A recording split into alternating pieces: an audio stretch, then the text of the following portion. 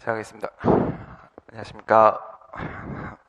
네, 2017년도 지방직 9급 상입니다.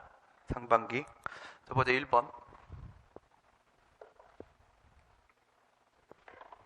통치행위에 대한 판례 입장으로 옳지 않은 것은 행정소송의 한계에 해당하는 부분이죠. 통치행위에 나오는 문제가 뭐 다 정해져 있어가지고 이걸 틀리는 사람은 없습니다. 고도의 정책 성격을 지니는 남북정상회담 개최 과정에서 남북정상회담 2번 있었고, 정부에 신고하지 아니하거나, 이거는 김대중 전 대통령 사건 얘기하는 거죠. 협력 사업 승인을 얻지 아니했을 때 재정경제부 장관하고 통일부 장관의 승인, 재정경제부 장관, 통일부 장관 신고 승인 얻지 않고 북한 측에 사업관의 대가 명목으로 송금한 행위 자체는 사법심사의 대상이 된다. 그렇죠. 남북정상회담 자체는 통치행위가 맞지만 대북 송금 행위는 가분행위 이론에 따라서 분리가 가능하기 때문에 다른 사건으로 봐야 되는 것이라고 했습니다. 기본권 보장의 최후 보루인 법원으로서는 사법심사권을 행사함으로써 대통령의 긴급조치권 행사로 인하여 우리나라 헌법의 근본 이념인 자유민주적 기본질서가 부정되는 사태를 발생하지 않도록 그 책무를 다해야 된다. 기본권 보장의 최후의 보루는 법원이 아니고 헌법재판소죠. 헌법재판소가 되는 거죠. 기본권 보장을 그 사명으로 하는 국가기관, 헌법상의 국가기관은 헌법재판소가 되는 것이고, 그 다음 요거 얘기하는 것은 이거는 비상계엄의 선포와 확대 얘기하는 겁니다. 그래서 전두환 씨하고 노태우 씨 얘기하는 거죠. 대통령의 긴급조치권 행사 이 자체는 뭔데? 이 자체는 통치행위가 맞다 이거예요. 인하여 우리나라 헌법의 근본 이념인 자유민주적 기본질서가 부정된 사태. 그래서 전두환 씨하고 노태우 씨가 국헌 문란을 목적으로 국가 헌법 질서를 깨기 위한 목적으로 비상계엄을 선포 확대했던 것이었기 때문에 그래서 유죄 판결이 나왔던 것이었습니다. 신행정 수도 건설이나 수도 이전의 문제는 그 자체로 고도의 정책 결단을 요하므로 그게 아니죠. 여기서 얘기했던 것은 사법심사 대상에서 제외가 되고 실제로 수도를 이전하려고 했었던 문제가 아니라 이것은 법률이 헌법에 위반되는지 여부가 문제였었죠. 그래서 이거는 순수하게 정치적 법률 분쟁의 문제인 것이지 이 자체가 어떤 순수한 정치적 문제는 아니었었고요. 그것이 국민의 기본권 침해와 관련되는 경우에도 헌법재판소의 심판 대상이 될 수가 없다. 심판 대상으로 삼았었습니다. 이건 노무현 전 대통령 때의 상황이고요. 외국의 국군 파견 결정은 자위투 부대 이라크 파병 얘기하는 거죠. 그 성격상 국방 및 외교에 관련된 고도의 정책 결단을 요하는 문제로서 헌법과 법률이 정한 절차를 지켜진 것이라면 대통령과 국회의 판단은 존중되어야 되는 것이고 사법적 기준만으로 이를 심판하는 것은 자제되는 것이 맞다. 헌법재판소는 사법 자제설의 입장을 취하고 있습니다. 통칭의 문제는 뭐 언제나 어려움이 없고요. 그 다음 보시면 공법상의 부당이득 말하는 겁니다. 공법상의 부당이득 이거는 뭘 말하는 거예요? 부당이득이 성립이 된다. 이렇게 하게 되면 이 부당이득의 성립이라고 하게 되면 원래 부당이득은 사법상 부당이득 말하는 거죠. 그래서 얘는 민법 741조에서 얘기하는 것은 일방에게 이득이 발생하고 타방에게 손해가 발생하고 그 다음에 상호 간의 인과관계가 성립이 되고 법률상 원인이 없어야 된다. 여기서 법률상 원인 없이 이게 이제 핵심이 되는 것이고, 이렇게 했을 때 원래는 사법상의 부당이득인데 사법상 부당이득이 되는데 공법상 부당이득 이 문제를 다루고 있는 것이고, 공법상 부당이득 이렇게 되면은 이거는 일반법 원리적 규정이기 때문에 일반법 원리적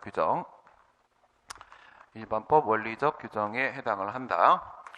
우리 공법관계, 행정법관계 같은 경우에는 개별법들로 모여갖고 만들어졌기 때문에 중간에 흠결 영역들이 많이 발생할 수가 있고, 이 부분은 역사가 깊은 사법 규정을 유추 적용을 함으로써 해결을 하게 될 텐데, 이 해결을 하는 데 있어서 일반법 원리적 규정 같은 경우에는 어디에도 유추 적용이 가능하고 권력적 공법관계에도 유추 적용이 가능하고 그 다음에 비권력적 공법관계에도 역시 유추 적용이 가능하고 모두 다 가능합니다.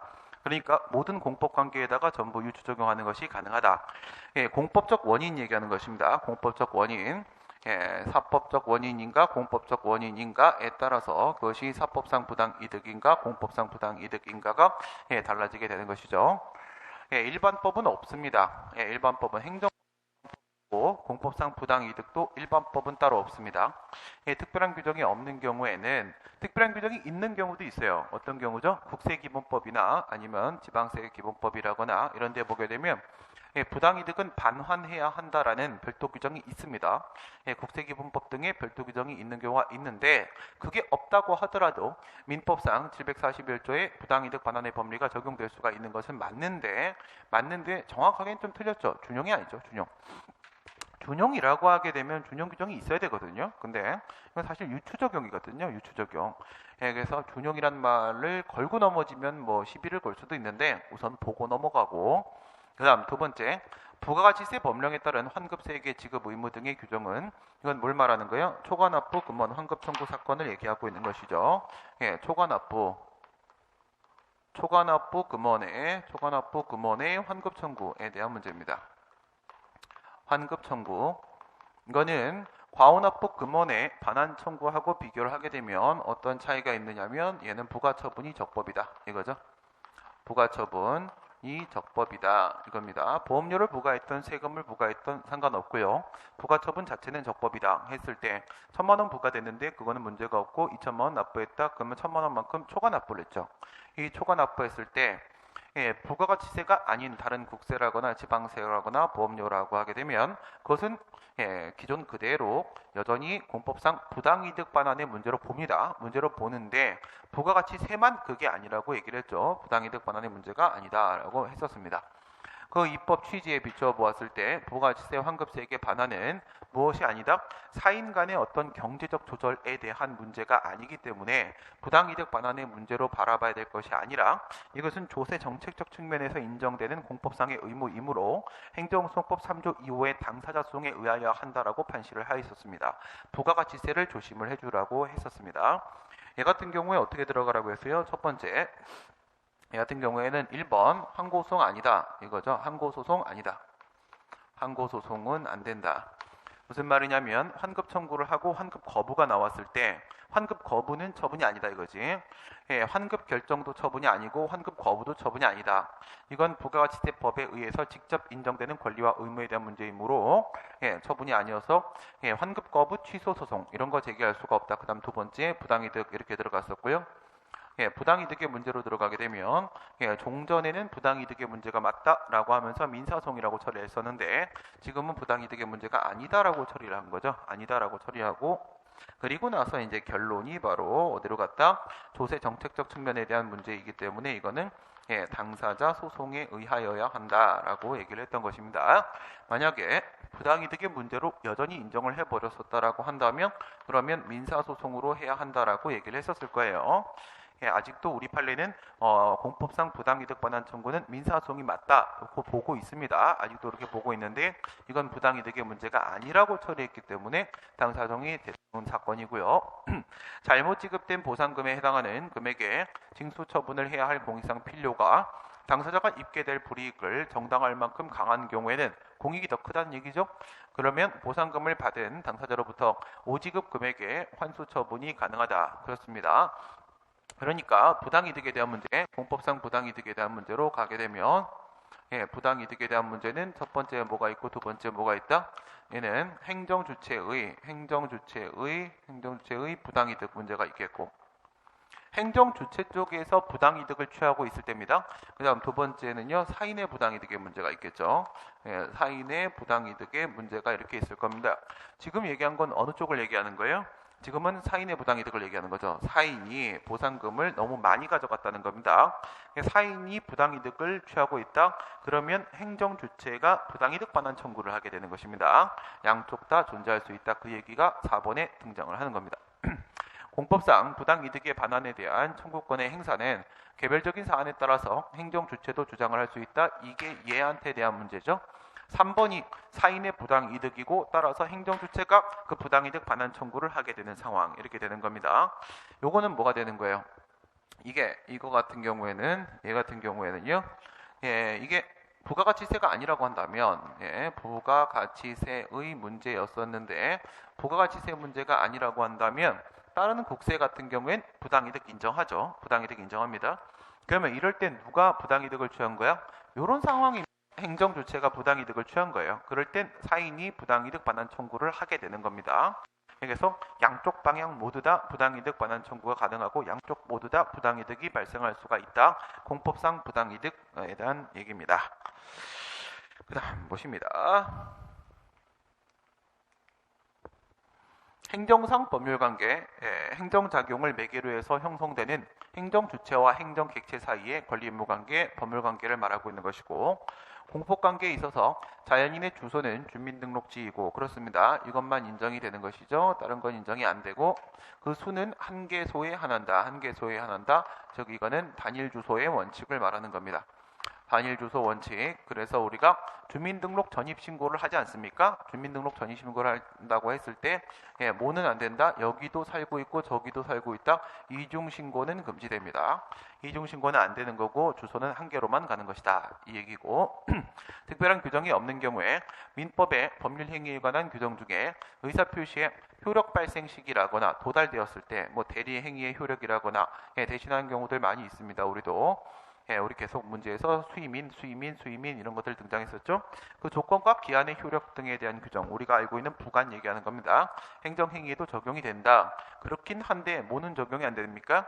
의사표시의 하자 중에서 의사표시의 하자, 민법 107조, 108조, 109조, 110조 이렇게 들어갔을 때 109조, 110조 이렇게 들어갔을 때 진통 5기죠. 진통 5기 이렇게 들어가시게 되면은 진이 아닌 의사표시의 하자, 비진이 의사표시 얘기하는 것이고 허위 통정에 의한 의사표시, 착오에 의한 의사표시, 사기 강박에 의한 의사표시 여기서 제일 문제로 많이 나오는 것은 107조 얘기하는 거고 107조 비진이 의사표시에 대한 문제는 우리한테는 적용이 안 된다. 이거는 유추 적용이 될 수가 없다라고 봅니다. 그 이유는 사법관계와 달리 공법관계의 경우에 있어서는 그 사인의 공법행위라고 하더라도 그 행위의 격식화, 정형화를 요구하게 되는 것이기 때문에 상대방이 내심 다른 생각을 가지고 있는지까지 전부 다 우리가 고려할 수는 없는 겁니다.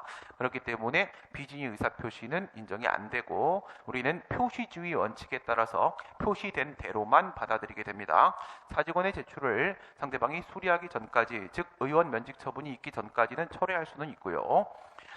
주민등록의 신고는 행정청에게 도달하기만 하면 신고로서의 효력이 발생하는 것이 아니라, 그렇죠? 자기완결적 신고가 아니라 주민등록 전입신고는 실질적 요건이 포함되기 때문에 수리를 요하는 신고가 된다고 했습니다. 행정청이 수리한 경우에 비로소 그 신고의 효과가 발생을 하게 된다. 여기서 뭘 떠올리는 게 맞다? 30일 생각하시면 되는 겁니다. 30일 이상 거주할 목적으로 주민등록 전입신고를 하고 있는 것인가? 이것은 분명히 기재사항과 구비서류에 대한 문제가 아니기 때문에 형식적 요건 외에도 실질적 요건이 포함되고 있다. 그러므로 수리를 요한 신고다. 다만 뭐는 아니라고 했어요. 주민등록법 외의 다른 법률에 따른 요건까지는 고려하지 아니한다라고 했었고요. 건축법상 착공신고가 반려될 경우에 무엇뿐만 아니라라는 겁니까? 이거는 정보제공적 신고죠. 얘는 정보 제공적 신고입니다. 금지 해제적 신고로서의 건축 신고가 아니라 단순한 정보 제공적 신고로서의 착공 신고라고 하더라도 반려된다. 실무상 반려는 강학상 거부입니다. 실무상 반려는 강학상 거부이고 따라서 신고니까 수리가 거부되었을 때 당사자에게 그 반려행위 수리 거부를 다툴 실익이 없는 것이므로 실익이 있다. 이거죠. 실익이 있다. 실익은 무엇을 말하는 거냐? 협의의 소익을 말하는 겁니다. 협의의 소익이 있다. 대상적격은 그것이 권리의무에 영향을 미치는 행위여야 되는 것이고 원고적격은 원고의 권리의무에 영향을 미쳐야 되고 협의의 소익은 현재도 원고의 권리의무에 영향을 미쳐야 되는 거니까 중학교, 고등학교, 대학교의 관계를 맺고 있는 소의 이익의 문제가 되는 것이고 협의의 소익이 인정이 되게 되면 대학교 나온 거니까 중학교로서 저 대상적격, 원고적격 다 인정될 수 있는 거죠. 고등학교, 원고적격 다 인정됩니다. 착공신고 반려행위의 처분성이 인정된다가 팔린 거죠. 된다가 정확하게 짚고 들어가고 계신 건 맞습니다. 맞습니다. 실익이라고 해서 연결고리를 협의의 수익으로 잡아주신 것은 이 교수님은 저랑 똑같은 접근 방법을 사용하시는 교수님인 겁니다. 그래서 여기서는 이제 뭐가 나왔냐면 4개가 이렇게 나왔었죠. 이렇게 되게 되면 이제 무신고 건축물이 돼버리는 것이고, 무신고 건축물이 이렇게 돼버리게 되면은 여기에 대해서 뭐가 나올 수도 있다. 2개 나눠지고, 첫 번째 철거 명령과 같은 시정 명령이 나올 수도 있는 것이고, 그 다음 벌금이 부과될 수도 있다라고 했어요. 판례가. 물론 근거 규정 다 있습니다.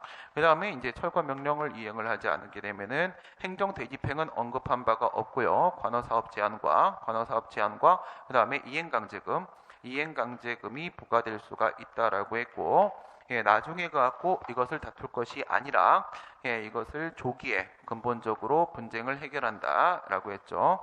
분쟁의 근본적인 해결, 조기에 해결한다라는 의미에서 장래 위험의 방지, 필요에 따라 협의의 수익을 인정하고 그걸 바탕으로 처분성, 대상 적격을 인정을 했던 판례가 되는 거죠. 건축 신고도 착공 신고도 다 매 한 가지였었습니다.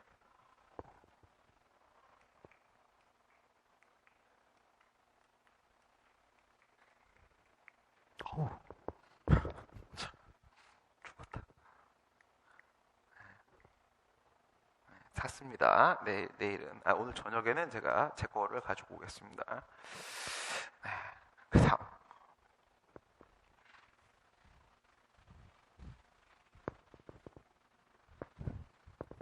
행정행위의 부관, 종den규율이죠. 효과 제한 등을 목적으로 해서 조대행정행위에 붙이는 부관은 종den규율을 말하는 것인데, 부담부 행정행위의 경우에는 부담에서 부과하고 있는 음의 이행이 있어야만 비로소 조대행정의 효력이 발생한다. 이렇게 말을 해버리게 되면은 부담이 조대행정의 효력을 의존시킨다라는 얘기가 돼버리는 거죠.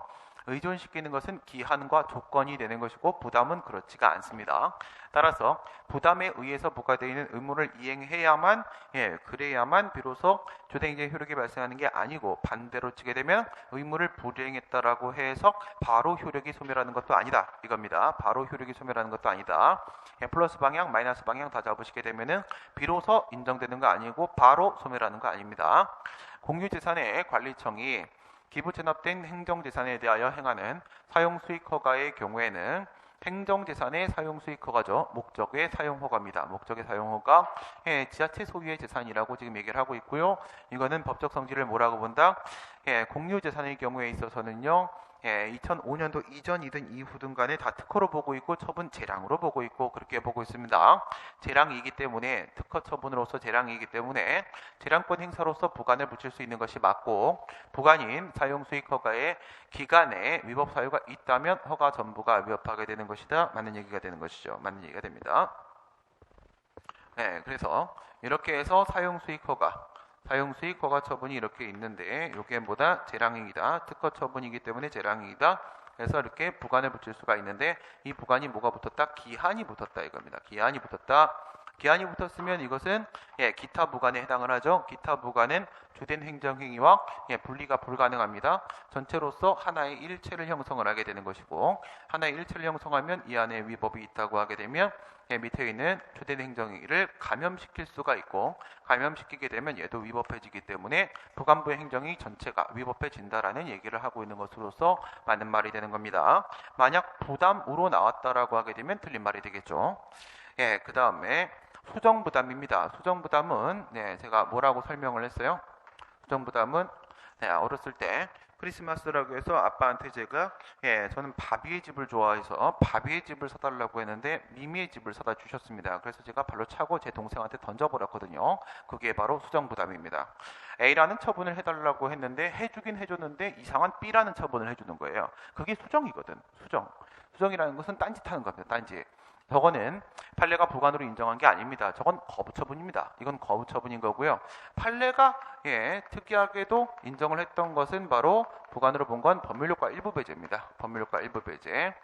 공유수면 매립 면허에 있어서 국가 귀속처분이라고 얘기했던 법률효과 일부 배제는 판례가 부관으로 봤지만 수정부담을 부관으로 봤던 것은 아니다. 행정행위의 부과는 법령의 명시적인 근거가 있는 경우에만 가능하다. 과연 없는 경우에도 가능한가? 이게 바로 부관 부과의 가능성이죠. 부관 부과의 가능성에 대한 문제고, 전통적 견해가 원칙적으로 인정됩니다. 예외적인 상황만 아니라고 한다면 전통적 견해는 여전히 유효합니다. 그래서 없는 경우라고 하더라도 그것이 법률행위적 행정행위이고 또한 재량행위라고 한다면 원칙적으로 부관을 붙일 수 있습니다. 명시적인 근거가 없어도 가능할 수 있겠죠. 행정입법, 형식적 의미의 행정, 실질적 의미의 입법에 해당을 하는 것입니다. 행정기관이 제정하는 일반적 추상적 규범을 말하게 되는 것이죠. 법률의 시행령이 형사처벌에 관한 사항을 규정을 하면서 보는 순간 바로 헌법 제13조의 죄형법정주의 원칙이 적용이 되겠구나라는 생각이 바로 딱 떠오르면서 하지만 죄형법정주의가 적용된다라고 해서 법률 사항이 즉 헌법에서 법률로 정하도록 하고 있는 법률 사항이라고 해서 반드시 형식적 의미의 법률로만 정해야 되는 것은 아닙니다. 위임도 가능할 수 있어요. 가능할 수 있는데 다만 여기에는 구체적인 위임이 필요한 것이었었죠. 법률로만 되는 거는 이제 우리가 의회 유보 원칙이 적용되는 경우가 바로 법률로만 정할 수 있는 부분이고 그 외에는 포괄적 위임만 아니라면 위임 입법도 가능할 수가 있습니다. 법률의 명시적인 위임 범위를 벗어나 끝났네요. 그렇죠? 뭘 얘기하는 거예요? 재정상의 한계를 말하는 겁니다. 재정상의 한계에서 위임 범위를 한계 일탈, 위임의 한계를 일탈했다. 그럼 재정상의 한계 위반에 따른 법규명령의 위법성이 바로 인정이 될 테죠. 처벌의 대상을 확장하는 것은 죄형법정주의 원칙에 어긋나는 것이므로 그러한 시행령은 위임입법의 한계를 벗어난 것으로서 우선 위법이고요. 위법이고 상위법에서 위임한 걸 벗어났으면 그 상위법의 위반입니다. 위반이니까 위법이 된 게 맞고 그 다음 이것은 처분이 아니기 때문에 전형적 법규명령이라면 공정력이 존재하지 않으므로 그것은 바로 무효가 되겠죠. 다양한 사실관계를 규율하거나 사실관계가 수시로 변화될 것이 예상되는 분야에서는 구체적인 위임을 하기가 쉽지가 않다는 겁니다. 구체적으로 그 기준과 범위를 정해서 위임하는 게 어려운 상황이라면 다른 분야에 비해서 상대적으로 위임입법의 명확성과 구체성이 완화될 수도 있겠죠. 그렇죠? 완전히 변하는 상황인데 근데 이거 위임을 안 할 수는 없단 말이야? 그러면 못하는 거잖아. 그렇죠? 못하는 거기 때문에 해야만 하는 상황이라면 이때는 일부 완화될 수도 있다. 행정입법 부작위에 대해서 당사자의 신청이 있는 경우에 하나요. 부작위와 파행송의 대상이 된다. 이렇게 얘기를 했는데 우리가 부작위의 성립 요건을 한번 생각을 해보시게 되면 부작위의 성립 요건입니다. 하면은 행정소송법 제2조 1항 2호 있는 부작위, 이 부작위라고 하면 이제 4개의 요건이 들어갈 거 아니겠습니까? 첫 번째, 당사자의 신청이 있어야 되는 것이고, 그 다음 두 번째, 상당한 기간이 경과가 됐어야 되는 거고, 상당한 기간이 경과되고, 세 번째, 법률상 의무를 위반을 하고 있어야 되는 것이고, 네 번째, 응답을 하지 않고 있어야 되는 것인데, 여기서 1번과 4번 얘기하는 것이죠. 1번과 4번. 1번과 4번이 합쳐지게 되면은 뭐가 만들어지는 거라고 했어요? 부작위는 이코로 처분이 되는 겁니다. 부작위가 처분으로 된다. 물론 이제 2번과 3번이 합쳐지게 되면 부작위는 위법이 되는 거죠. 얘는 부작위는 이코로 위법이 이렇게 되는 것이고 그래서 판례가 뭐라고 얘기했냐면 2조 1항 2호의 부작위가 이렇게 성립이 되게 되면 그것을 판례는 이렇게 부르죠. 이렇게 부릅니다. 항고소송의 대상인 위법한 부작위 이렇게 부릅니다. 항고소송의 대상인 위법한 부작위다 이렇게 말하게 되는데 항고소송의 대상인이라는 것이 바로 처분이다 라고 얘기하는 거고요. 이게 바로 1번과 4번의 요건 얘기하는 겁니다. 위법한 부작위 이게 바로 2번과 3번의 요건을 말하게 되는 것입니다. 그런데 이 부분에서 당사자의 신청이라는 것이 국가배상 쪽과 비교를 했을 때 좀 다르다고 했어요. 당사자의 신청은 반드시 무엇이 존재해야 되는 것이다? 처분에 대한 신청 행위가 존재해야 된다. 처분에 대한 신청 행위의 존재를 요구하게 된다. 여기서 이제 두 가지가 나왔죠. 그것이 처분에 대한 것이여야 하며 신청 행위가 존재해야 된다. 이거가 기본이 깔리고 그 다음에 여기서 플러스 뭐가 인정돼야 된다. 플러스 신청권이 인정돼야 된다라고 판례는 보고 있습니다. 신청권이 인정되지만 그 부작위가 응답을 요구할 수 있는 권리를 침해하게 되는 것입니다. 그래서 응답 신청권이 필요하다라고 얘기를 했는데 지금 여기서 이제 말을 하고 있는 게 바로 뭐냐면 당사자의 신청이 있는 경우 이겁니다. 이거는 이 부작위의 처분성 얘기할 때 이 당사자의 신청행위의 존재 지금 이거 부분을 언급을 하면서 현혹이 들어온 상황이다. 이렇게 볼 수가 있겠고요. 하지만 이게 깨지잖아. 그치? 처분에 대한 게 아닙니다. 처분에 대한 게 행정, 입법, 법규, 명령은 처분이 아니기 때문에 아무리 신청 행위가 존재한다고 할지라도 처분에 대한 신청 행위가 존재하는 건 아니기 때문에 부작위가 성립이 될 수가 없는 겁니다. 저럴 땐 어떻게 된다고 했어요?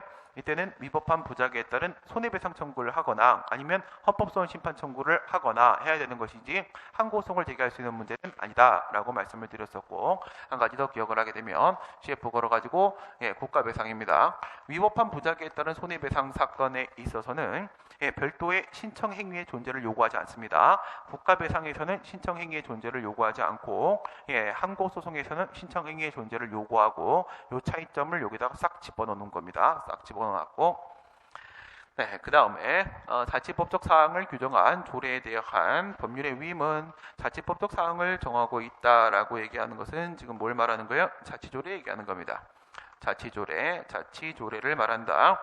뭘 말하는 게 아니다? 위임조례를 말하는 게 아니다. 위임조례를 말하는 게 아니다. 위임조례는 기간위임사무에서 만들어지는 조례입니다. 기간위임사무에서. 원래 자치조례는 어디에 대한 거예요? 자치사무나 자치사무나 아니면 단체위임사무입니다. 단체위임사무. 자치사무와 단체위임사무에 대해서 자치조례를 만들 수가 있는 것이고, 기간위임사무라고 하게 되면 자치규칙을 정해야 되는 것인데, 위임이 따로 있을 때는 위임조례도 기간위임사무에 대해서 만들 수도 있습니다. 지금 여기서 자치법적 사항이라고 얘기한 것은 자치조례를 말하고 있는 것이고요. 법률의 위임은 상위법의 위임이 있어야 된다. 상위법의 근거가 있어야 된다. 법률 유보를 말하고 있는 것이고, 법규명령에 대한 법률의 위임과 같이 반드시 구체적으로 범위를 정해야 될 필요가 없으며 포괄적인 것으로 족하다. 이거는 지방자치법 22조 단서에 권리제한 의무부가 벌칙조례에서 권리제한 의무부가 조례 쪽을 말하고 있는 것이죠. 그 지역적 범위 내에서의 민주적 정당성이 인정이 되기 때문에 포괄위임 금지원칙, 헌법 75조의 포괄위임 금지원칙에 적용을 받지 않는다고 했습니다. 포괄적 위임도 가능하다. 행정계획에 대한 설명으로 옳지 않은 것입니다. 행정계획. 미래 일정한 시점에 일정한 질서를 형성하기 위해서 그 미래를 예측적으로 보고 관련되는 다양한 행정작용들을 종합조정하는 활동기준 설정 행위를 우리가 행정계획이라고 하게 되는데, 개발제한구역입니다. 그린벨트 지정고시에 대한 헌법소원 심판 청구는 쟤는 뭐죠? 쟤는 구속적 계획이죠. 얘는 구속적 계획입니다. 구속적 계획. 이 안에서는 건축행위 등의 개발행위가 제한을 받게 되기 때문에 자신의 재산권 행사에 제한을 가하게 되고, 따라서 국민에 대한 직접적 구속력을 미치기 때문에 얘는 처분이 맞죠. 구속적 계획으로서 계획 처분에 해당을 합니다. 그러면 공권력 행사가 맞고요. 헌법소원 심판 청구가 우선 될 것 같은데 국가의 공권력의 행사 불행사와 국민의 기본권 침해의 직접성 그리고 보충성 원칙까지 인정돼야지만 그래야지 권리구제형 헌법소원 심판 청구가 가능해집니다. 헌법재판소법 제68조 1항의 요건에 해당을 하겠죠. 행정쟁송절차를 모두 거친 후가 아니면 이게 바로 뭐예요? 보충성 얘기하려고 하는 겁니다. 보충성. 다른 절차를 모두 거친 후가 아니면 그때는 헌법소원 심판 청구가 부적법해진다. 청구 요건을 못 갖춘 것으로 되는 것이겠죠. 국공립대학의 총장 직선제 개선 여부를 재정지원 평가 요소로 반영을 하고, 이게 바로 MB입니다. MB. 이를 개선하지 않을 경우에 다음 연도에 지원금을 삭감 또는 환수하도록 하는 규정한 교육부 장관의 대학교육 역량공학, 교육의 역량 약화인데 이름이 바뀌었어요. 대학교육 역량 약화 사업 기본계획을 만들었습니다. 그래서 헌법소원의 대상이 안 됩니다. 안 되는 이유가 뭐냐면, 여기서 지금 평가 요소라고 했잖아요. 재정 지원 평가 요소입니다. 근데 제가 봤을 때는 뭐라고 했어요? 여기서 지원금을 아예 삭감 환수 당하는 상황까지 가요. 상황까지 가는데 평가 요소로 했지 절대적 기준이 아니다 이겁니다.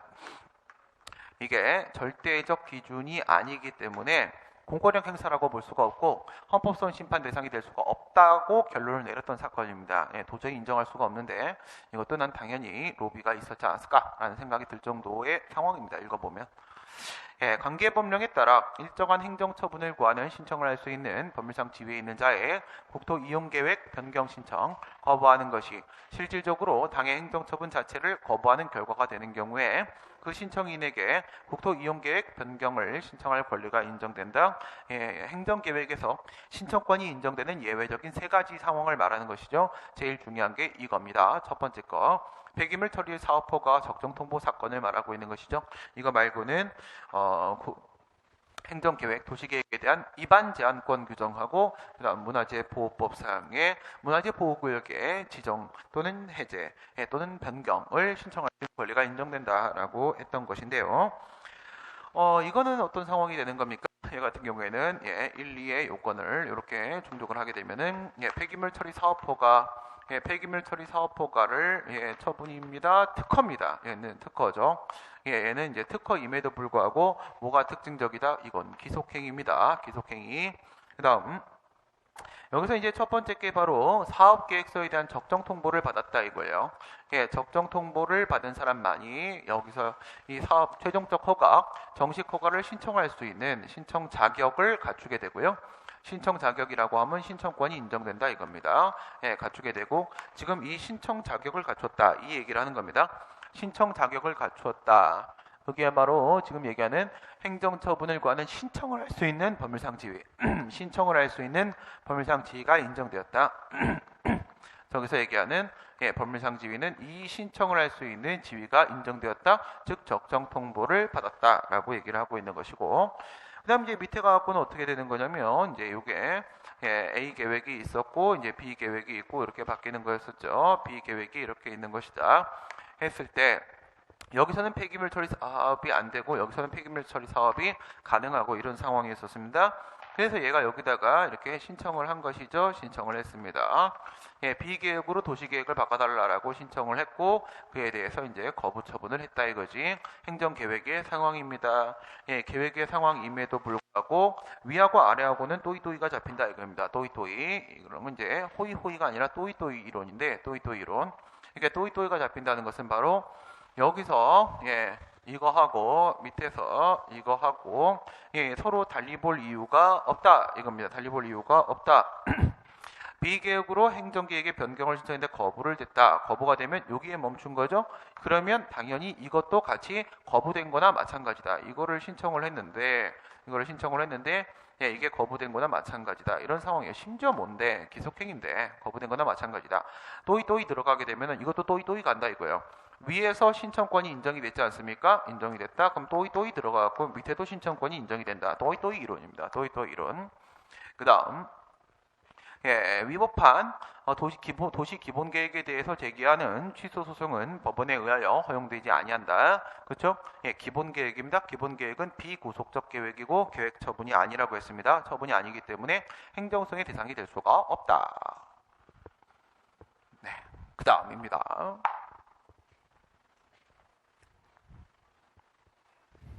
하자의 승계입니다. 하자의 승계. 이거 엄청 꼬아놨던데 최선을 다하신 것 같습니다. 최선을 다하는 모습은 언제나 아름답습니다. 그래서 아름다운 문제라고 평가를 할 수 있겠네요. 그 다음 보도록 합니다. 보시게 되면은 첫 번째 하자 승계. 하자는 원래 승계가 되지 않습니다. 하자가 승계가 되는지에 대한 문제는 어디서 다루게 되는 거냐면 계속적 권리 침해가 발생했을 때입니다. 계속적 권리 침해. 이러면 안 되는 거다 이거야. 이렇게 계속적으로 권리 침해가 발생하면 안 되는 건데 계속적 권리 침해가 발생을 해가지고 그 얘기는 바로 뭐냐면 권리구제에 사각지대가 발생했다. 딱 네모내야 됩니다. 각은 딱 4개여야 됩니다. 삼각 안 되고 오각 안 되고요. 사각지대가 발생을 했다. 이게 첫 번째 상황, 두 번째 상황, 세 번째 상황, 네 번째 상황 요건이 들어가죠. 그래서 선행행위하고 후행행위하고 이렇게 있습니다. 선행행위가 이렇게 있고 그 다음에 후행행위가 이렇게 있고 이렇게 되면은 첫 번째는요. 선행행위하고 후행행위가 모두 다 처분이어야 된다 이겁니다. 처분이어야 된다. 각각 둘 다 처분이어야 된다. 처분성 인정시키시고 이거 처분성 인정시키시고 이렇게 들어가야 되는 거고 그 다음 이제 두 번째 선행처분에 불가증력이 발생해야 되는 거죠. 뭐부터 들어갈까? 선행행위, 후행이 있어야 되고 처분성 인정돼야 되고 여기에 불가증력이 발생해야 되고 얘한테는 취소 사유가 존재해야 되지 무효 사유면 안 되는 거고 얘는요 고유한 위법이 없어야 됩니다. 고유한 위법이 없어야 된다.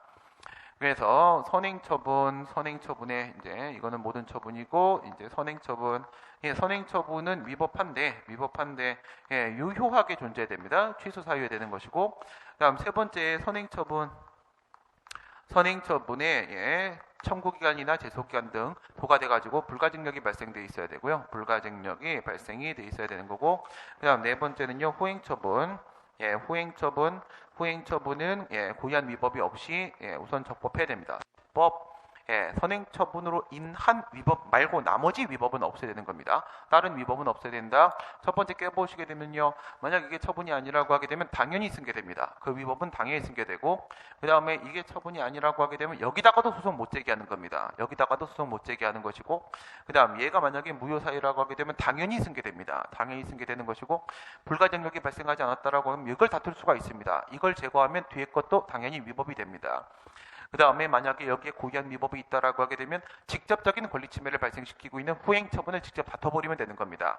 다시 말해 이 네 개 중에 하나만 깨지게 되면 권리구제 가능성은 있습니다. 네 개 중에 하나만 깨지면 권리구제는 정상적인 방법으로도 가능하다. 이겁니다. 가능하다. 그러니까 사각지대가 발생을 한 상황이 되는 겁니다. 이럴 때 하자승계에 대한 논의가 나오게 되는 것이죠. 자세한 그림 같은 경우에는 우리 공지 및 자료 게시판에 있는 하자승계에 대한 그림을 여러분들이 참고해 주시면 좋겠고요. 선행행위의 처분이라는 전제를 까세요. 무효의 하자가 존재한다고 하더라도 선행행위와 후행위가 결합하여 하나의 법적 효과를 목적으로 하는 경우에는 하자승계에 대한 논의의 실익이 있다. 무슨 소리를 하고 자빠지셨냐? 이거 완전 자빠지셨네요. 일어나세요. 네, 뭐지? 무효. 무효라고 하게 되면은 선행처분이 무효잖아요. 취소사유가 아니잖아. 하자승계 논의가 필요가 없어요. 당연히 하자가 승계가 되는 것이기 때문에 이런 식의 논의가 필요가 없고 그 다음 두 번째 하나의 법적 효과를 목적으로 한다라는 것은 하자승계가 된다 안 된다의 판단 기준이지 논의의 실익이 있다 없다에 대한 문제가 아닌 겁니다. 그러니까 앞에는 논의의 실익이 없고요. 이건 실익과 관계가 없는 얘기예요. 실익과 관계가 없는 얘기인 겁니다. 다 틀린 얘기죠. 그 다음에 적정 행정의 유지에 대한 요청에서 나오는 하자승계를 인정을 하게 되면 그러니까 적정한 행정작용만 남기자 이겁니다. 적정하지 않은 행정작용은 제거하자 이겁니다. 그래서 하자승계 논의를 하고 있다는 겁니다. 국민의 권리의 보호를 국민의 권리를 보호하고 구제하는 범위가 더 넓어지게 된다. 그렇죠. 사각지대를 깨는 겁니다. 사각지대를 깨가지고 권리구제가 안 되는 상황, 권리보호가 안 되는 상황을 되는 상황으로 지금 바꾸려고 하고 있는 것이고요. 선행행위에 대해 불가증력이 발생하지 않았거나 선행행위와 후행위가 서로 독립하여 각각의 별개의 법률효과를 목적으로 하는 때에는 원칙적으로 선행행위 하자를 이유로 후행의 효력을 다툴 수가 없다. 그러니까 불가증력이 발생하지 않았으면은 하자승계가 필요가 없어요. 필요가 없고 그냥 선행처분을 다투면 끝나는 겁니다. 그러니까 하자승계가 되는 상황이 아닌 거야. 필요가 없어서. 그 다음 뒤에 같은 경우에는 하자승계론에 따르게 되면 각각 서로 다른 법적 효과를 목적으로 하게 되면 이건 하자승계가 안 되는 거야. 안 되는 거야. 그래서 맞는 얘기가 되는 것이죠. 선행행위와 후행위가 서로 독립하여 별개의 법률효과를 목적으로 하는 경우라도 다시 말해 전통적 하자승계론에 따르게 되면 하자승계가 인정될 수 없는 경우라고 하더라도 선행행위의 불가증력이나 구속력이 저 구속력은 기결력 말하고 있는 거죠. 그로 인하여 불이익을 입는 자에게 수인한도를 넘는 가혹함을 가져오고 그 결과가 예측 가능한 것이 아닌 때에는 하자승계를 인정할 수가 있다. 그렇죠. 기결력 이론에 따른 얘기를 지금 하고 있는 겁니다. 기결력 이론에 따르게 되면은 우리가 어떻게 파악을 하게 되냐면 얘가 여기다가 이렇게 기결력을 미치냐 이겁니다. 기결력 선행처분에서 이미 결정을 내렸다. 이미 결정을 내렸다. 기판력하고 비교하는 거죠. 확정 판결의 기판력이라는 것도 이미 판단은 끝났다. 이거는 이미 결정은 끝났다라는 의미의 구속력, 기결력을 말하게 되는 것인데 이게 기결력이 만약에 성립이 되면 성립이 되지 않으면 얘기하는 거죠. 이렇게 되면은 하자승계가 안 되는 것이고 안 되면 하자승계가 되는 겁니다. 후행처분에다가 기결을 안 미치기 때문에 그래서 하자의 승계는 기결력이 발생을 했느냐 안 했느냐와 거꾸로 반비례 들어가게 되는 것이고 여기서 이제 요건이라는 것이 주관적 요건이 있고 그 다음에 객관적 요건이 있고 그 다음에 시간적 요건이 있고 그 다음에 추가적 요건이 이렇게 있는 것이죠.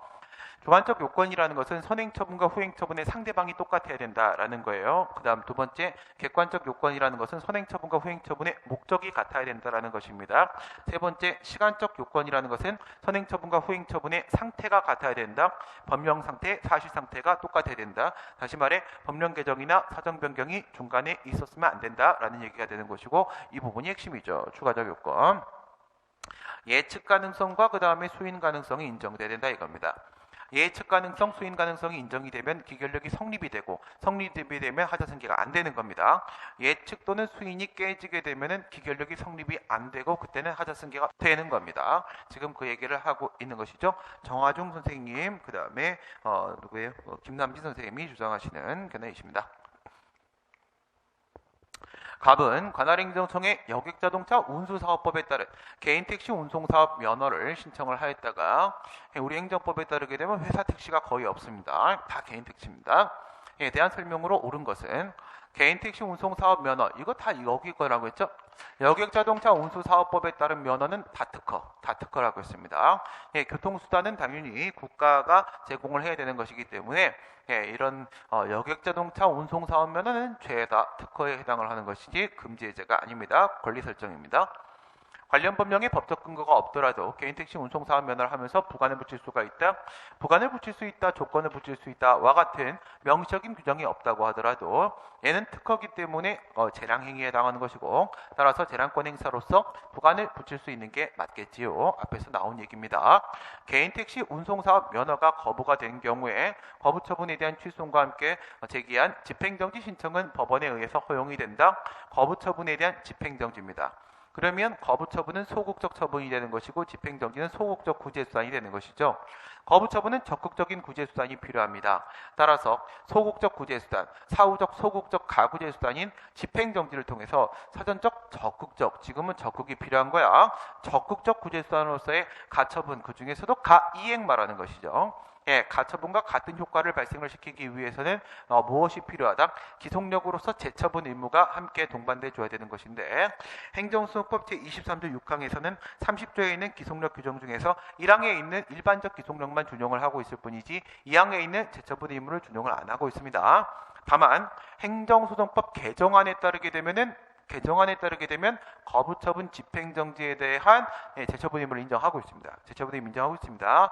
개정안에서는 인정을 하고 있다. 지금은 인정을 안 하고 있다. 이거고요. 그래서 신청의 이익이 없죠. 신청의 이익이 없으므로 우리 판례에 따르게 되면 거부처분만 없었던 상태, 신청만 있었던 상태로 되돌아갈 뿐이며 그로 인해 발생한 손해를 방지하는데 아무런 소용이 없다라고 판시를 하여 그 신청의 이익을 부정을 하고 있습니다. 갑이 개인택시 운송사업 면허를 받았다가 이를 을에게 양도하였고 운송사업의 양도양수에 대한 인가를 받은 이후에도 양도양수 이전에 있었던 갑의 운송사업 면허 취소 사유를 이유로 을의 운송사업 면허를 취소할 수 있습니다. 이거는 제재처분 사유의 승계를 말하는 것이죠. 추상적 경찰 책임의 승계, 제재처분 사유의 승계를 이야기를 하고 있는 것이고요. 그다음 이것까지도 같이 생각을 좀 해놓으시기 바라겠습니다. 앞에 양도인 갑이 이렇게 있습니다. 양도인 갑이 이렇게 있고 이제 처분이 두 개가 이렇게 있고 그 다음에 양수인이 이렇게 있고 이렇게 한번 생각을 해보시게 되면 첫 번째입니다. 여기서 얘가 운전면허를 취소받습니다. 운전면허 취소입니다. 운전면허 취소를 당하게 되고 그 다음에 엄마야 죄송합니다. 잠깐 엄마가 왔다 가셨네. 음주운전 적발이죠. 음주운전 적발. 음주운전으로 적발이 되고요. 적발이 되고 그 다음에 얘가 운전면허 취소입니다. 운전면허를 취소를 당하게 된다. 그러면 얘한테 뭐가 나오냐면 택시 면허를 취소하게 됩니다. 택시 면허를 취소하게 된다. 택시 면허를 취소하게 된다. 이겁니다. 이렇게 비교를 해보시게 되면요. 이 음주운전 적발이라는 것은 이 택시 면허 취소의 사유가 되는데 여기 표현해 보게 되면요. 택시 면허 취소의 사유 이렇게 얘기했죠. 요 사유하고 그 다음에 요 사유를 비교를 해보세요. 요 사유를 이렇게 비교해 보게 되면 요 사유는 저 택시 면허 취소의 현실적인 사유가 아닙니다. 현실적 사유는 아직 발생을 안 한 거고요. 얘 같은 경우에는 현실적 사유가 이미 발생을 한 겁니다. 발생을 한 거죠. 운전면허가 취소되면은 그 영업자의 택시 면허를 취소하게 돼 있단 말입니다. 그렇기 때문에 이 면허자하고 운전면허 가진 이 사람하고 그 취소당한 사람, 그 다음에 택시 면허를 지금 가지고 있는 사람하고 반드시 같아야 되는 게 아니에요. 반드시 같아야 되는 게 아니라 법에 보면 그냥 영업자의 택시 면허를 취소한다라고 돼 있으니까 얘가 영업자인 거야 지금. 영업자인 거죠. 그렇게 돼 있는 거고요. 그래서 이것도 가능하다고 봅니다. 이것도 가능하다. 이것도 역시 일로 갈 수가 있다. 예. 양도인의 음주운전 적발 사실만 가지고도 양수인에 대해서 이렇게 택시면허 취소로 연결될 수가 있기 때문에 거꾸로 돌리게 되면 무슨 말이야?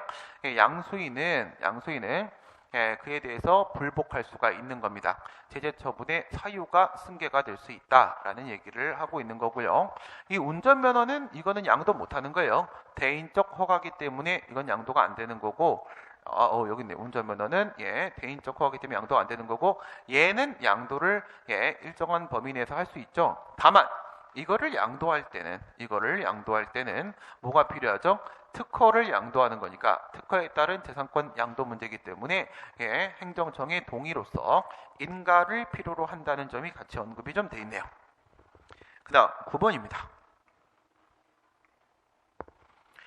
행정소송에 있어서 기속행위와 재량행위의 구별에 대한 설명으로 옳은 것은 기속행위의 경우에는 절차상 하자만으로 독립된 취소 사유가 될 수가 없으나 재량행위의 경우에는 절차상 하자만으로 독립된 취소 사유가 된다라고 얘기를 하고 있는데, 이건 뭘 얘기하는 겁니까? 행정경제 효율성 얘기하는 거예요. 행정경제 효율성. 그러니까 절차상 하자만 가지고 취소 판결을 내려버렸다라고 하게 되면 그 절차를 다시 밟고 나서 똑같은 처분을 또 반복할 수 있지 않겠습니까? 동일 처분의 반복 방지라는 측면에서 절차상 하자의 독자적 위법성을 과연 이것만으로도 취소 판결을 할 수가 있겠는가에 대한 문제가 생길 수가 있는데 이거는 어떻게 보는 거냐면 이렇게 보는 겁니다. 만약에 성문법이 이렇게 있지요. 성문법이 있습니다. 성문법에서 뭐라고 되어 있냐면 1, 2, 3의 요건을 충족을 하게 되면 A라는 처분을 한다라고 이렇게 되어 있는 거야. 처분을 한다라고 되어 있는데, 여기서 그것이 이제 기속행위일 수도 있고 재량행위일 수도 있지 않겠습니까? 그럼 이제 재량 타고 들어갑니다. 재량을 타고 들어가게 되면 재량권 행사에도 일정한 한계가 존재할 수 있는데 그 한계가 바로 불문법 원리죠. 여기서 이제 다시 불문법이 이렇게 들어가게 됩니다. 불문법이 이렇게 들어가게 되면 불문법은 어떻게 생겼냐면 ABC의 선보 처인반 신뢰보원 측의 요건을 갖추면 신뢰보원 측에 위반돼서 위법 이렇게 끝나는 거 아니겠습니까? 위법. 그러니까 성문법도 요렇고록 생겼고 그 다음에 불문법도 요렇고록 조건 프로그램으로 생겨 먹었단 말이야. 그러면 이제 생겼으니까 이제 먹긴 먹는데 어떻게 먹을 것이냐면요. 이 요건 부분하고 이 요건 부분을 생각을 하시게 되면 첫 번째 요건 해석을 해야 되고요. 요건 해석 대전제입니다. 대전제. 그 다음 두 번째 사실 확정을 해야 되는 것이고요. 사실 확정 소전제입니다. 그 다음에 요건 포섭을 해야 됩니다. 결론입니다. 이렇게 들어가게 되고 쭉쭉쭉. 그 다음 얘도 역시 마찬가지로 요건 해석을 해야 되는 것이고요. 대전제입니다. 사실 확정을 해야 되는 것이고요. 소전제입니다. 그 다음 요건 포섭을 해야 되는 것이고요.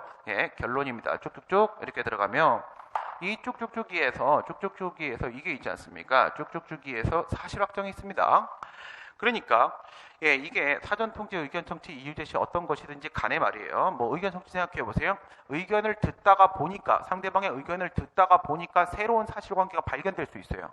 새로운 사실관계 발견될 수 있다는 것은 바로 여기 부분이 깨질 수도 있는 것이고요. 여기 부분의 기존의 판단이 깨질 수도 있는 겁니다. 이렇게 깨져버리게 되면은 재량행위면 원투 들어오는 거죠. 원투. 그래서 요건 부분에서 결과가 달라질 수도 있는 것이고 효과 부분에서 결과가 달라질 수도 있는 것인데, 기속행위도 어쨌든 요건 부분에서 결과를 달리 만들 수 있기 때문에 반드시 동일한 처분이 반복된다라고 볼 수는 없습니다. 기속행위 역시도 반드시 동일한 처분이 반복되는 것은 아니므로 절차상 하자만으로 독자적 위법을 인정하고 취소 판결한다고 해서 반드시 똑같은 처분이 또 나온 거 아니란 말이에요. 그렇다면 협의 수익이 있는 거죠. 그렇다면 협의 수익이 있는 것이고, 그 내용이 행정소송법 30조 3항의 절차상 하자만 가지고 취소 판결이 나온 상황을 상정한 기속력 규정에 포함이 되어 있습니다. 그 다음 기속행위의 경우에는 소송의 계속 중에 처분 사유를 추가 변경할 수 있으나 재량행위의 경우에는 처분 사유 추가 변경이 허용되지 않는다고 정화중 선생님이 주장하십니다. 그러나 일반적인 견해와 판례 입장은 그러하지 아니하고요. 재량권 행사의 근거 사유 역시도 처분 이유, 처분 사유에 해당하는 게 맞고요. 그것을 추가나 변경하는 것도 존재할 수 있는 게 맞는 겁니다. 그래서 처분 사유 추가 변경의 사항적 한계는 모든 처분으로 사실상 한계가 없다. 이게 판례 입장이고요. 실체적 위법을 이유로 거부 처분을 취소하는 판결이 확정된 경우에 해당 행정행위가 기속행위이든 재량행위이든 원고의 신청을 인용해야 되는 의무가 발생한다는 점에 있어서 동일하다? 그렇지 않죠. 어디가 틀려먹은 겁니까? 이 부분입니다. 이 부분. 재량이 물론 기속행위라고 한다면 내용상 하자로 취소 판결이 나오면 반드시 신청에 따른 처분으로서 허가를 내줘야 되는 게 맞습니다. 기속행위면 허가를 내주는 게 맞아요. 그게 기동력의 내용입니다. 하지만 그것이 재량행위라고 한다면요, 그 구체적 위법 사유, 판결 이유 부분에서 제시한 이 위법 사유를 피하고 다시 동일한 과오를 범하지만 않는다면 다시 재량권 행사를 해서 또 거부를 할 수도 있는 겁니다. 과징금 감경 여부는 과징금 부과관청의 재량에 속하는 것이므로 과징금 부과관청이 이를 판단함에 있어서 재량권을 일탈 남용하여 과징금 부과 처분이 위법하다고 인정될 경우에 법원으로서는 법원이 적정하다고 인정되는 부분을 초과한 부분만 취소할 수는 없다. 이게 왜 오예일까요? 이거는 청소년 보호법 시행령 사건이 지금 변화돼서 지금 법들이 다 바뀌었죠? 바뀐 것까지 반영해서 그 다음 단계를 또 물어보고 있는 겁니다. 무슨 얘기인지 이해가 되시겠습니까? 이렇게 돼 있단 말입니다. 만약에 법률에서 청소년 보호법 시행령, 청소년 보호법에서 청소년 보호법 법률입니다. 법률에서 요딴 짓거리들을 하게 되면은 1,000만 원이라고 돼 있거든요. 1,000만 원 이하 과징금을 부과할 수 있다. 이렇게 돼 있어요. 과징금을 부과할 수 can 이렇게 돼 있습니다. 그리고 이거에 위임을 받아서 만들어진 재량준칙입니다. 재량준칙 시행령이죠. 시행령인데 얘가 뭐예요? 법규 플러스 행규죠. 법규 행규입니다. 법규명령 형식의 행정규칙, 재량준칙이니까 행정규칙입니다. 그러면 판례에 따르게 되면 법규 행규인데 그게 형식이 시행령이다 라고 하게 되면 그 법규성을 인정을 하죠. 법규성을 인정해서 법으로 보게 된단 말이에요. 그럼 상위법과 하위법이 있으면 하위법 적용한다 이거지. 얘를 이제 적용을 하게 됩니다. 이렇게 들어갔을 때 과거 같은 경우에는 이런 식으로 돼 있었단 말이야. 만약에 A 사유라고 하게 되면은 그때는 100만 원을 부과하는 것이고, B 사유라고 하게 되면 200만 원을 부과하는 것이고, C 사유라고 하게 되면 300만 원을 부과하는 것이고, 이런 식으로 돼 있었단 말이에요. 무슨 말이야? 이리적으로 돼 있었다는 거지. 종전에는 이렇게 이리적으로 되어 있었습니다. 그런데 이렇게 되어 있는데 엄연히 기속으로 되어 있는데 이리 규정임에도 불구하고 판례가 뭐라고 했냐면 상한설하고 그 다음에 기준설 중에서 우리 판례는 상한설의 입장을 취했죠. 이것은 최고 한도액이다 라고 얘기를 했습니다.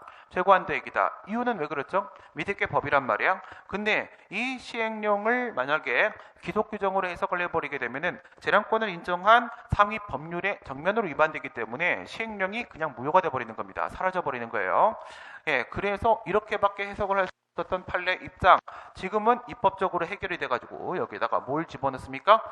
일반 기준을 적용합니다. 일반 기준이라고 해서 이런 식의 개별 기준 말고 일반 기준 규정이 지금은 다 따라 붙어 있습니다. 따라 붙어 있으면서 예를 들어서 감경 규정이 있다 이거야. 감경 규정이.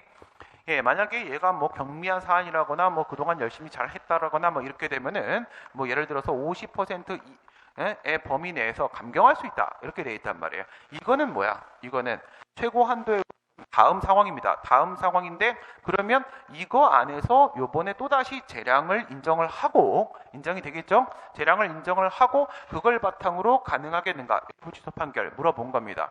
그러니까 옛날엔 우리가 해석을 통해서 재량권을 인정을 하고 일부 취소 판결이 안 된다라고 봤다면 지금은요 법으로 아예 재량을 인정을 하고 있는 상황이 된 거고요. 그 다음 똑같이 일부 취소가 안 되는 건 마찬가지입니다. 이거는 적법 정당한 부분을 남길 부분을 특정을 해야 되는데 특정을 할 수가 없기 때문에 뭐 전이나 후나 일부 취소 판결이 안 된다라는 것은 매 한 가지다. 매입니다. 독수리 한 가지다. 그 다음 행정절차법이 규정하고 있는 내용으로 옳지 않은 것은 행정청에 처분을 구하는 신청은 신청 들어가는 순간 뭐가 떠올라야 돼요? 행정절차법 제17조 처분 신청이 떠올라야 됩니다. 17조에 신청에 대한 규정이고요. 문서로 함의 원칙이며 그쵸? 행정청은 신청에 필요한 구비서류, 접수기간, 그리고 처리기간, 그 밖에 필요한 사항을 게시하거나 이에 대한 편람을 갖추어 두고 누구나 열람할 수 있도록 해야 한다고 17조에 써 있습니다. 17조에 당연히 이렇게 해줘야 되죠. 안 그러면 처분 어떻게 나오는지 잘 몰라요. 국민들은. 국민 생활에 매우 큰 영향을 주는 사항 및 그 밖에 널리 국민의 의견을 수렴할 필요가 분홍 색깔 동그라미 사항에 해당하는 정책, 제도 및 계획을 수립 시행하는 경우라도 예, 이건 무슨 말이에요? 이런 경우에는 뭐가 필요하다? 신입 처지 예에서 예가 있는 거예요. 행정 예고가 필요한 상황인데 그 행정 예고가 필요한 상황이라고 하더라도 그로 인해서 공공의 안전 또는 복리를 현저히 해칠 우려가 있으면 어떻게 공개를 하겠어요? 그렇죠? 당연히 공개할 수 없죠. 예외 사유가 요게 행정절차법에 나와 있습니다. 행정 예고의 예외 사유입니다. 그 다음 행정기관은 행정지도의 상대방이 행정지도에 따르지 아니했다는 것을 이유로 불이익한 조치를 하여서는 아니 되며 48조 2항에 있는 불이익조치 금지원칙 얘기하는 거죠. 거꾸로 불이익조치가 예정되어 있으면 더 이상 행정지도가 아니라 행정처분으로 봐야 된다. 이렇게 우리가 해석을 하게 되지요. 행정지도의 상대방은 해당 행정지도의 방식, 내용 등에 관하여 행정기관에게 의견 제출을 할 수 있다. 48조에는 행정지도에 대한 문제인 것이고 49조가 서면교부 요청권, 50조가 의견 제출을 인정을 하고 있죠. 의견 제출권이 50조에 나와 있고 행정청은 행정계획의 취지, 주요 내용을 관보 공보나 인터넷, 신문, 방송 등을 통하여 널리 공고하여야 하고 국회 소관 상임위원회에 이를 제출하여야 하되 공고기간은 특별한 사정이 없는 한 40일 이상으로 한다 이렇게 되어 있는데 뭐 위에 거는 뭐 그냥 받아들여지실 텐데 얘 같은 경우에 국회 소관 상임위에다가 과연 제출하는 게 맞을까라는 생각이 드는데 이거는 어떤 식으로 되어 있는 거냐면 행정 입법 예고를 입법 예고의 규정을 준용을 하는 게 있는데 이 부분에서 이 행정 입법과 관련 가지고 대통령령의